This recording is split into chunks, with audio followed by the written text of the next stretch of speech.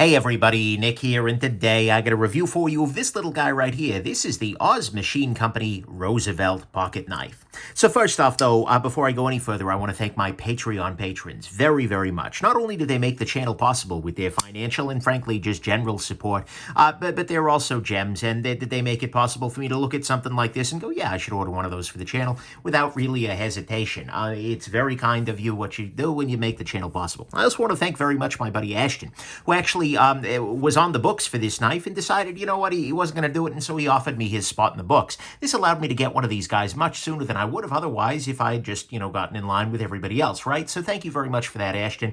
I appreciate that very much. Next thing, let's do some size comparison real quick. This is actually sort of a nice intermediately sized knife. What we have here is the Ontario Rat number 2 and the Spyderco Delica, and what we see here is in terms of sharpened length, we're actually not that far off the Rat 2, just a little tiny bit more. And in terms of handle length, we're in the same sort of vicinity. And so there's that. And then here it is against the Spyderco PM2. Then actually I want to do two more non-conventional size comparisons, but I think knives that are going to scratch some similar itches for some other folks that are a little bit more available. That is the Spyderco Native 5. In this case, this is the carbon fiber and S90V version. And this is the Quiet Carry Drift. Which is also another very rust-resistant sort of knife. And all of these have, in many ways, a similar feeling. They're just a little bit different in their execution and, frankly, their level of quality. So there is that. Next thing, one thing I want to get out of the way very quickly is this is not a cheap knife. This knife, as you see it here on the table, with all of the various options, came out to $790. That's a lot of money, 100%. And so if that's all you get is, oh my God, I would never, you can skip that comment, right? Let's focus on what's actually going on here. But this is a version that is customized to my particular desires, right? It has a Timascus clip and backspacer. You can see here there is different layers of titanium with different properties, which is looks really, really nice. And so there's that, and that was $100. The blade on this guy is LC200N, also known as Z Finite, which is a blade steel that happens to be both very good and completely rust-proof, which is cool. This has a hand-rub blade finish. You can see here it's got a very uniform, sort of almost, I don't know about smoky, but it's a finish that's very a little bit unusual. And these was $150. It has the swedge on the back of it, and it has what I've referred to as light blasted handles. So it looks a lot like, well, a blasted handle on a knife, right? So those are the customizations that have been done to this particular piece. There are other ways that you can do this. If you look at Oz's Instagram, you'll see all kinds of approaches, but that's what I ordered for my particular knife. So anyways, let's go ahead and jump into the good, the great, the bad, and the ugly. This very interesting knife here. So to start with, one of the things that's worth noting is that this is a single maker pocket knife. What I mean by that is this is made by Oz Machine Company, right? A guy based out of Indiana here in the U.S. And to my understanding, he's pretty much the person involved. I don't know if he's got some employees or anything like that, but this is sort of an artisanally made small batch production knife, right? Rather than being something coming out of a large factory being built overseas. That can be a wonderful thing for a lot of people, and certainly the quality reflects it. Next thing, this little guy right here. This is a big old finger groove / sharpening choil. When I got this guy originally, though, it actually didn't look like this. In fact, this little groove stopped about here, and as a result, there was a flare at the base of the blade. Now, the day I got it, I thought to myself, that's really weird, because in most knives, you do exactly what you see here, where the finger choil comes all the way out to the blade. And I messaged the guy, I said, hey, why are you doing it this way? That's a little bit, it's unusual, and as a result, it gets a little harder to sharpen. The aesthetics aren't for everybody. He said, a couple of people, said that they prefer the other way, but, I've been kind of leaning that direction. Do you think I should? I said, yeah, absolutely. It'll make it so. And he said, okay, why don't you send the knife back? And he made that change on my knife without my requesting that, and he's made that change on future ones. What this tells me is two things. A, damn, that's a responsive maker. But B, this is a person who is open to making improvements and who is looking at this knife not as something that I have to make a bazillion of to make money, and I'm sure there's that too, but as somebody who is willing to just like, oh yeah, that would be better, and then just make that improvement. And so that makes me suspect that every one of these guys that comes off the line is probably going to be a little bit better than the last, and that's a really wonderful thing. Iteration and those kinds of small, continuous improvements, something that makes a good knife great, and it makes a great knife, well, greater. So I appreciate that very much. That finger groove, by the way, leads to really nice ergonomics. This guy, in my relatively small hands, is absolutely spectacular in terms of ergonomics. It fits in really well. The clip is low and wide, so it's just, this works really, really well in the hand, and it just feels great. The weighting on it is great. It's just good. I like this guy very, very much in the hand. It's quite nice. Next thing on this guy, the blade. The blade on this guy, which, by the way, I should measure out. The longest I can get it to measure is just over 3 inches. Most ways people are going to measure it, it's going to be at about 3 inches.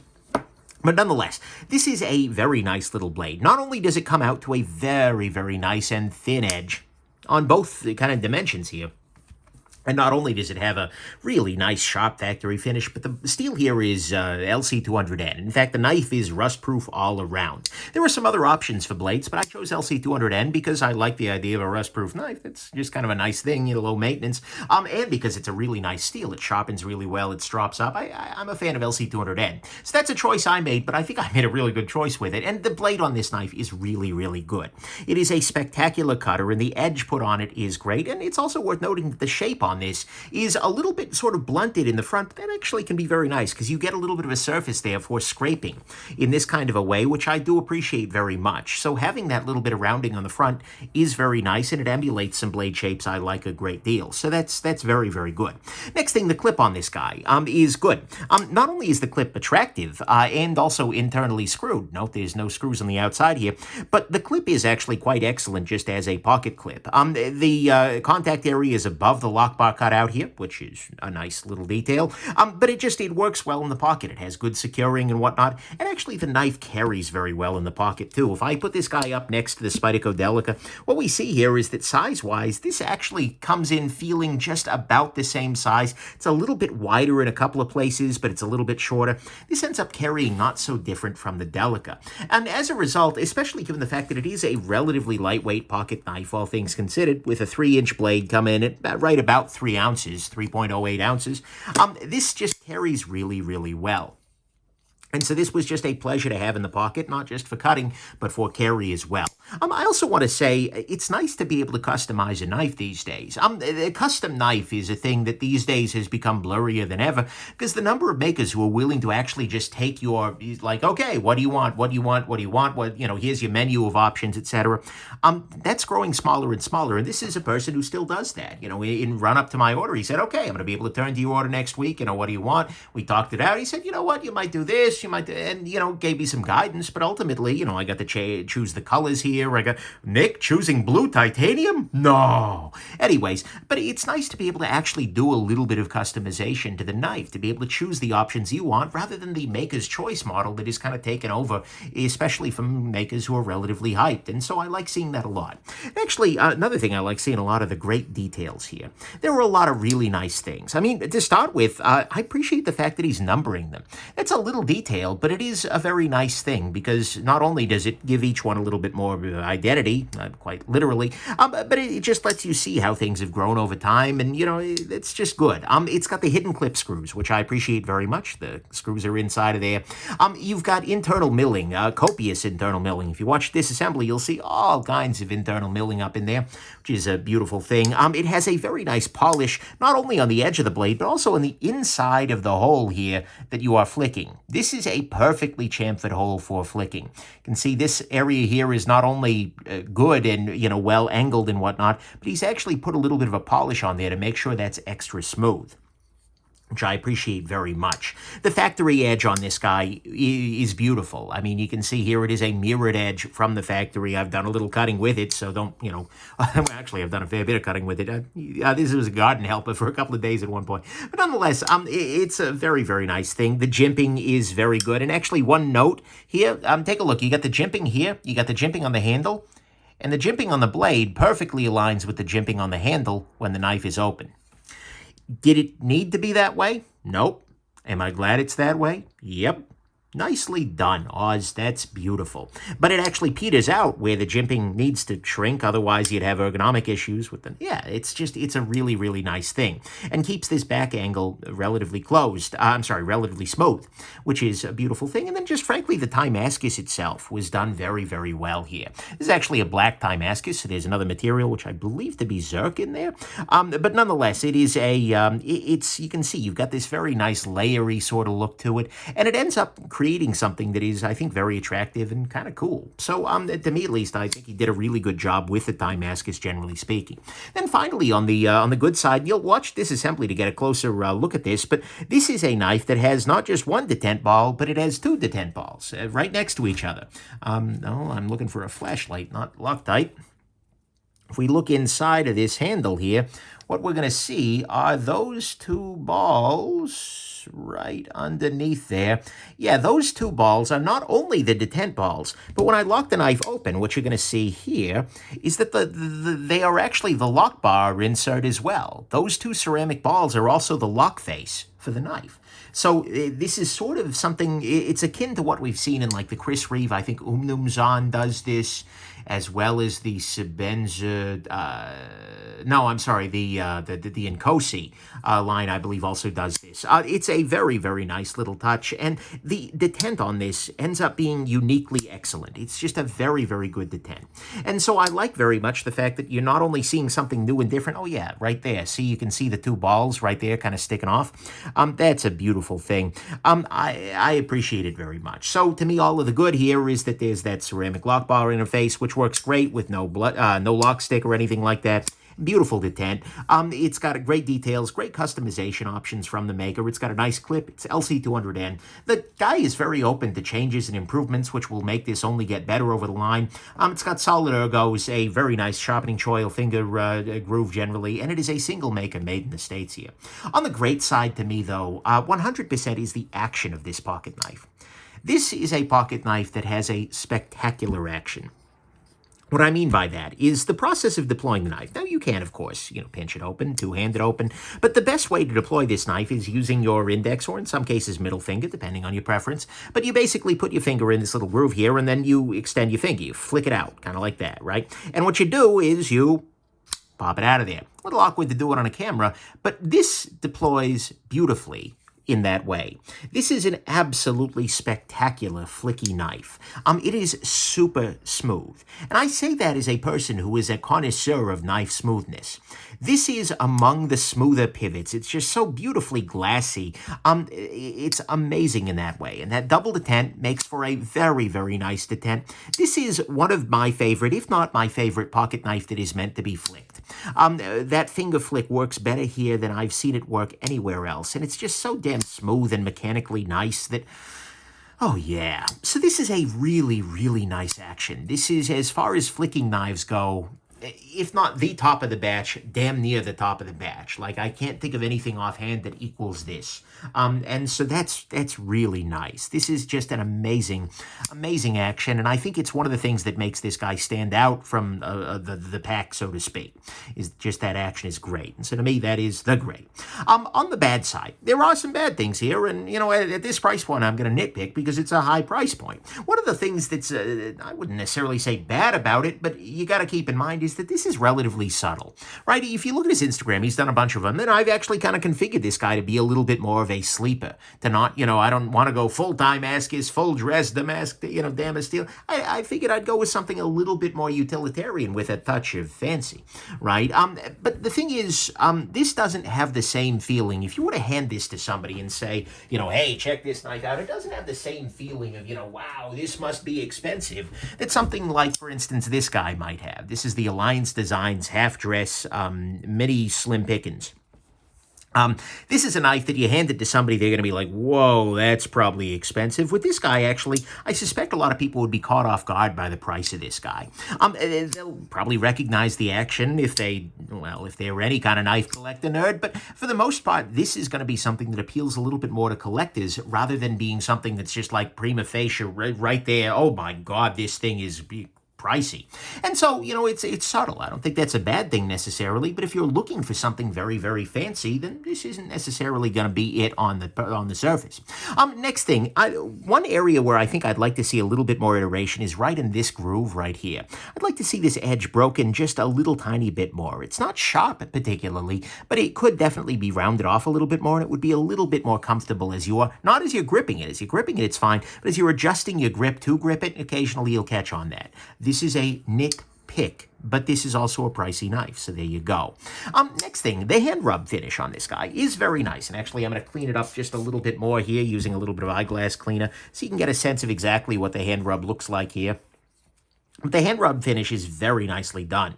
This looks great. And you end up with a very nice little bit of reflectivity, but it's also relatively matte. So, you're not distracted by the look of your Batman mask and a beautiful sunset as you're staring at your pocket knife. Doesn't come up very often for most people, but it's there at the very least. Thing is though, and the maker originally suggested it as a talking to, I said, hey, is there anything that you think you do very, very well that you'd like to show off?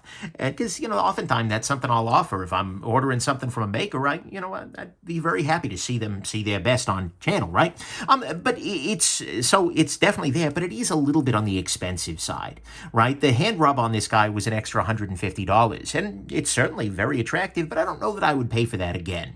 If I were ordering this knife again for me, I probably wouldn't go that route. Not because it's ugly, but just because I don't think there's a huge amount of value in something like that. Might have just gone stonewash instead. And actually, that brings us to the next point, which is that this knife is pricey, just sort of generally, right? This is a $790 knife. And mind you, it would be $640 without the hand rub, and if you skip the bougie Damascus in the back here, you could probably end up at $540, right? Although, to be fair, his prices may go up as materials change. Please don't hold him to the prices he charged me damn near a year ago, middle of 2020 or so. But anyways, this is going to be a pricey knife. And given this is a dude in a shop, right? And see, what you're paying for is the time. You're paying for the expertise. You're paying for the iteration. You're paying for all that. And he's a maker with a lot of hype. So obviously he's going to be able to fetch those prices. But this is also going to be prohibitive for a lot of people. This is a knife where even if they were available on a regular basis, a lot of folks wouldn't be able to do that. I have to acknowledge that that's not great at some level. It'd be really nice if everything I featured on the channel was affordable, but I think it's good to see the diversity of things. But it is definitely pricey, right? And if you look at this relative to some of your other production knife options, it is definitely going to come up like, wow, that's a lot of money, but this is one of the times you're paying for the artist. Next thing, and a thing that really does bug me pretty seriously is the free spinning pivot on this guy. The pivot on this guy, in addition to sticking up a little bit, which, by the way, he's already said is something he's looking into fixing, but this is a free spinning pivot. When you turn this guy on one side, the other side turns as well. Mind you, it's tooled on both sides, so it's not prohibitive, but it does mean you need two tools. You need a tool on one side and the other side, as opposed to when you put, for instance, cut a side off a pivot, do like a D-shaped pivot, where you no longer have that issue. Not the end of the world, but it is something I'd like to see addressed when you're in these kinds of price points. So, to me, all of that is the bad. I don't love the free spinning pivot, and I'd like to see it a little more recessed. It is a very pricey knife generally. The hand rubbing looks great, but it's not a great value, I think. It's they could use to break this little edge on the lock bar right there. Well, actually on the part opposite the lock bar. And it is a relatively subtle high-end knife. It's not going to be like, oh my God, flex when you take it out, but that's okay, right? On the ugly front, the only ugly issue with this guy that is not really about the knife at all, but his availability is just a major problem. This is a person whose books open up. This is a person who I've had people beg me not to review. To be fair, and I've held on to my review for a while because, you know what, I figure you can't get one anyways. But nonetheless, availability isn't great, right? He opens his books, they sell out in 10 seconds, they close again. This review isn't going to help that any, but that's definitely a downside, right? And it's something that I am attuned to. But nonetheless, the knife is great, but I sure wish he could make more of them, right? But if he made more of them, they might not be as good. I don't know. Anyways, so that's a little bit ugly, but that's not really about the knife itself, and that's, what you get when you buy from one artist, right? So that's to me is the ugly side of here. Final conclusions, honestly, this is a great little knife. This is a knife that is not only artisanally produced, so to speak, by one dude in the States, but it's got a nice sharpening choil. The guy's open to improvement. It's got good ergonomics, an LC200N blade, which is quite nice, a good clip, great customization, great details, a pretty unique lockup mechanism, generally speaking, and a really excellent action. Mind you, it's subtle, so it's not, the crazy flashy stuff. The hand rub's a little pricier than maybe I'd recommend. The knife is generally pretty pricey. The pivot is both free spinning and a little sticky outy, and that's the technical term, by the way, and the availability is still not necessarily great. But I am still very, very impressed. And in fact, as I was, I've owned this knife now for probably 6 months, maybe a little bit more than that, and I just haven't been in any rush to review it because, well, like I said, they're hard to get anyways, right? No one's waiting with bated breath to see if they can make the purchase. So, it's a knife that I've had and I've carried. I've carried on and off. And I was thinking to myself after I was writing this review, like, maybe I'll sell it. And then I sat down to write the review. It was like, oh, huh. That's right, this thing's really good. Like when I carried it again, with a concerted effort to sit down and write the review, I talked myself into keeping this knife and realized that I would probably regret it if I did sell it. Who knows what the future will hold, but I am very impressed with this knife. Now, I want to be very clear about one thing. Again, to the idea of availability, if you're just looking for a pocket knife, this is probably not the play, right? Because it's a bit pricey, it's a little fancier than you need, and it's very hard to get. There are other options that are a little bit more obtainable. If you're watching this video and you're like, oh my God, what could I get? The Quiet Carry Drift actually isn't that far off. It's got a Van X steel, which is another completely stainless steel. The idea overall is not so different. It's not flicky. The action isn't nearly as good, but it's definitely an option. Or if you're willing to give up on action altogether, you could go with like the Spyderco Native 5, which again has a similar footprint, similar idea, although much shorter blade because of the big finger choil, the way it's done here. And then, of course, if you're just looking for something very flicky, the Spyderco compression lock knives are generally speaking pretty good at flicking when you're not underneath a camera and whatnot. But, things like the Para 3 or something like that could also scratch that itch a little bit, right? Or even like the Olemic Whippersnapper is another nice, relatively flicky knife. But at the very least, a lot of those are going to be much less expensive than this guy, and you're certainly going to be able to purchase them. But that said, putting all of those questions aside, this is a really excellent knife. It's a relatively simple thing, but it's done very, very well. And it's done with enough care and with enough consideration, with an action that's so good that this is absolutely a gem. I think there's a reason that a lot of people in the community are taking note. I've seen people who are not only just everyday carry addicts, but like folks who are knife dealers who are just like, have you gotten one of these, Nick? These are good. These are really good. And like, yes, they are. When a random jackass in his garage, no offense, of course, is making a knife like this that's so reasonably innovative in the lockup, that's excellent as an action like this, I think that gets noticed, and for good reason. And I'm watching Oz Machine on his Instagram and whatnot, watching him starting to branch out, starting to do fancier finishes, approaches, materials, that kind of thing. That's pretty exciting. I'm looking at this and kind of thinking to myself, if this is number 72, what is number 1,000 going to look like? If he's making constant changes, making constant improvements, where is this model going to end up? And you know what? It's going to be a gem too, right? It's going to be great. And so this is a knife that I am really impressed by. The action on this guy is something that I think you kind of have to experience, which it sounds like a bit of a cop-out, but I can guarantee you, if you're a knife enthusiast, I put this in your hand, you're going to be like, oh, yeah, I get it. No, it's definitely a thing. And so as a result, this is a maker that I'm going to be watching with really great interest, and I honestly would recommend you do the same. Because, much like when Dorothy visited Oz, I suspect that you too will be blown away. Because tornado, Wizard of Oz joke? No? Okay. Anyways, I hope this has been interesting to you, and have yourself an absolutely awesome rest of your day. Bye now.